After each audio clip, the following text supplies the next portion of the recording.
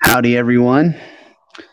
This is day 4 of working in VR. I did want to just do a little recording this time and answer some of the questions that I've seen over the various places I've been posting my updates for this. So first, I guess I'll just kind of show my setup. So I'm actually going to bring my vSpatial virtual webcam around so I can kind of show you what I'm seeing here.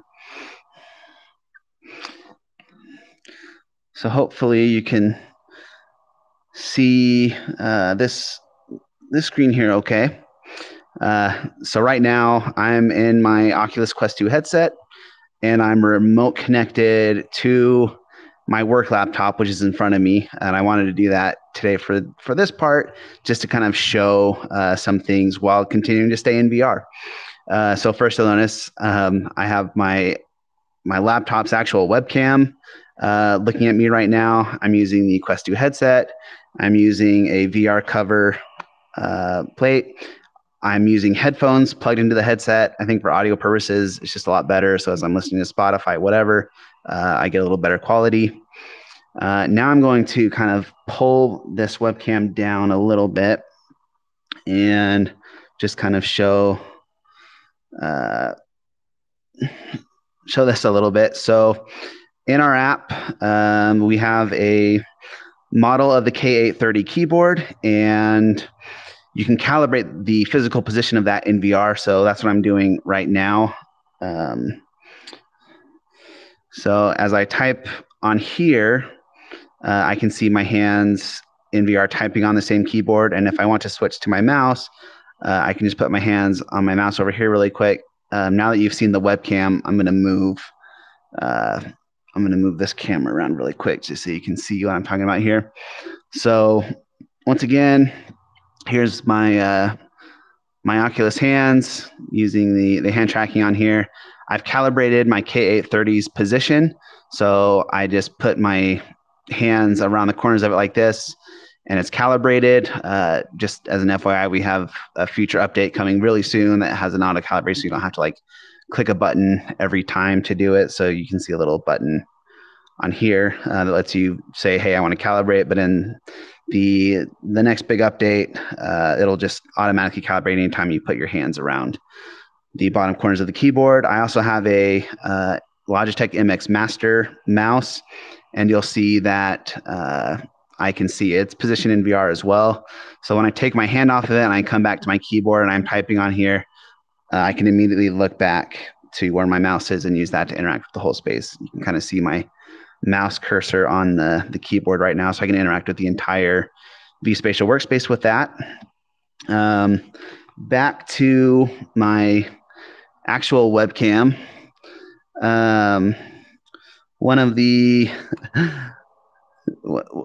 questions I've gotten is, you know, what's eye fatigue look like in VR, and how is that impacting me being in VR for 7 to 9 hours a day.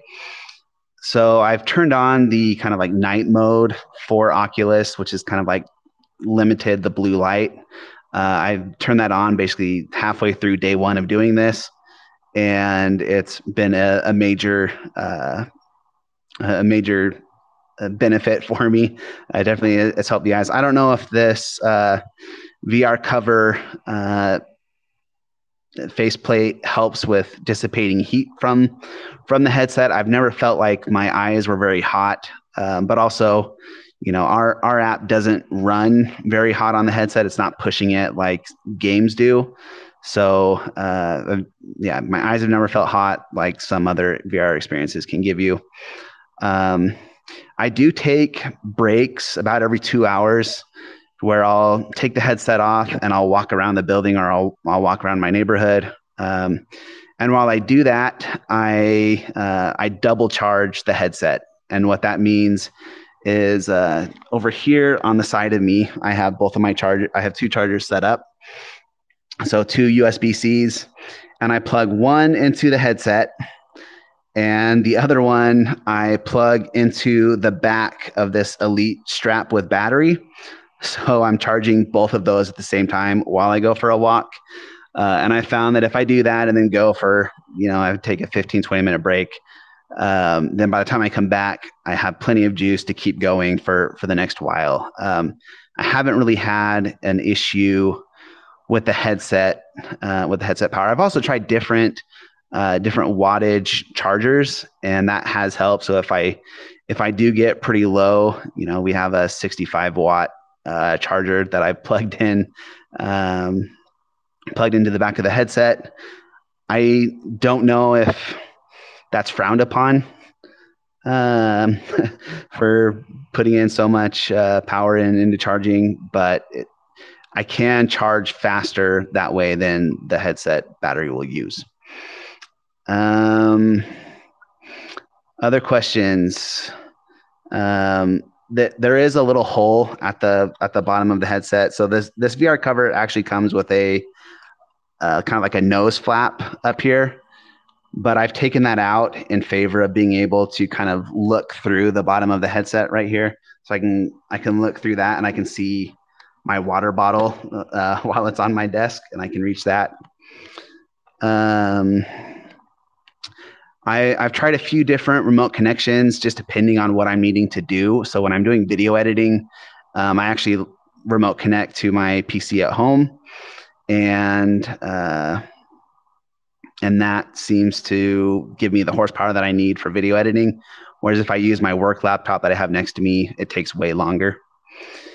Last thing, I think the last question I'll just address in this short video is privacy, and that's why I'm kind of showing this this physical webcam here. Is when I'm at my office at home, I don't really care to see the room around me because I don't really ever have anyone coming in. But when I'm in the office and I have coworkers here, I don't have any today. But when I have coworkers here and I have a coworker behind me or on the side, I keep this webcam up, and find my controllers really quick, and I'll actually move. I'll just take the Microsoft camera app. I'll just leave that open and have my webcam open all the time, and I'll just put it up here to where it's kind of like it's not a main focus of what I'm seeing, but it's always there. So if someone is like walking close to me and wants to come in a conversation, since I might not hear him, and also just because VR is very immersive, it's very easy to forget the surroundings around you. It's a great way to see that. Or if anyone like walks into the office, I can see that. So that's one of the things I do when I'm here at the office. I like to remote connect to my laptop here and just see that. And then I guess the last question I'll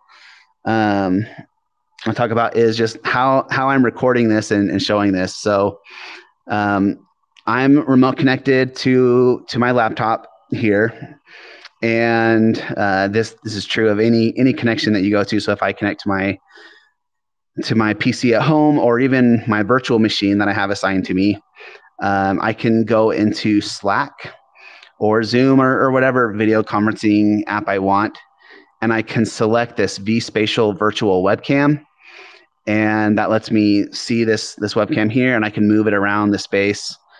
So you can see my avatar as I'm talking if I want to show that, or like I was doing earlier. I'm hoping I'm not making everyone sick. I can move it around to where I can kind of show you what I'm seeing.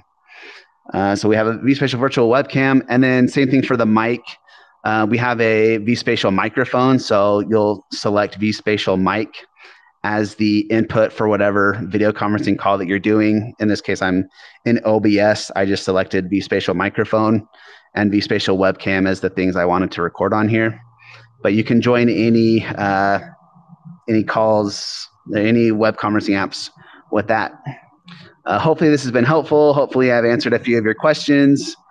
And I'm planning on having a big follow-up on Monday that talks about just the entire experience, and to really answer the question, can you work in VR?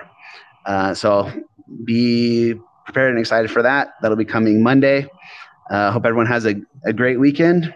And if you have any questions on this, how I'm setting this up, please, reach out to me on LinkedIn or Twitter, or, I'm part of a group on Facebook called XR for Work. So I've been posting some updates on there as well.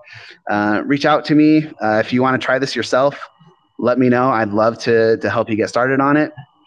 And that's it. See you, everyone. Thanks. Bye.